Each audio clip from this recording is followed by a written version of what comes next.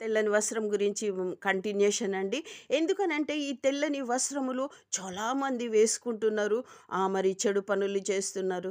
అనంటే ఇప్పుడు చూడండి, ఎస్ఐ ఉంటారు. ఆ! మరి పోలీస్ వారు ఉంటారు. అనేక పోలీస్ శాఖలో కూడా చాలామంది మరి అన్యాయముగా, మరి అక్రమంగా గూడా ఉంటారు. న్యాయవంతులు ఉంటారు. అంతే గదా! మరి కొందరు దొంగలు గూడా ఏం జేస్తున్నారు, మరి ఆ వస్త్రం యేసుకొని మరి మేము పోలీసుమని చెప్పి ఆ విధంగా జేస్తున్నారు.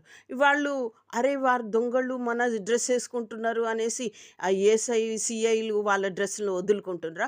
వాళ్ళు ఆ డ్రెస్ యేసుకుంటే వాళ్ళకొక హుందాతనం అనేది వస్తుంది.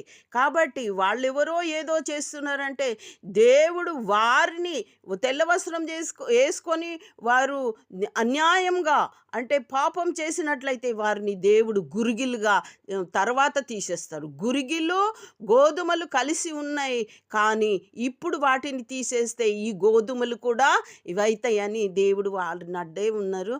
మరి తూర్పాడబట్టటానికి వచ్చినప్పుడు పొట్టు పోతుంది. మరి మంచి గింజలు, శ్రేష్టమైన గింజలుంటాయి. గురిగిలను దేవుడు వేరు చేస్తాడు.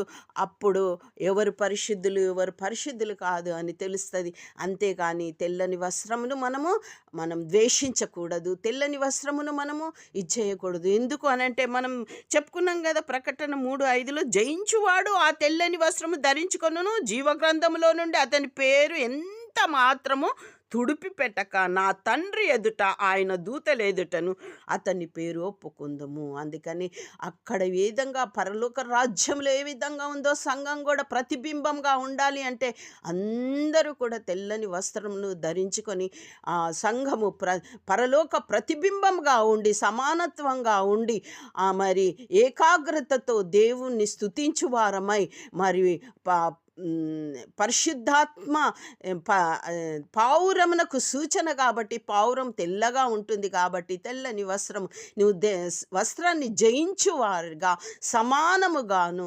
ఐక్యతతోను మరి ఈ సంఘమునకు మనం వచ్చి దేవుణ్ణి మహిమపరిచి మరి రంగు వస్త్రమును జయించాలి. నువ్వు ఎప్పుడు ఏదైనా కట్టుకో, కానీ సంఘము ప్రతిబింబం, పరలోక ప్రతిబింబం కాబట్టి సంఘానికి మరి తెల్లని వస్త్రము ధరించుకొని వెళ్ళడం ఎంతో మంచిది అని మరి దైవజనులు చెప్తారు. వారి మాట విని, మరి దేవుని మాట కూడా మనం విని, మరి అంతేకాదు ప్రకటన 3:4 చివరిలో వారు అర్హులు కనుక తెల్లని వస్త్రములు ధరించుకొని నాతో కూడా సంచరించెదరు.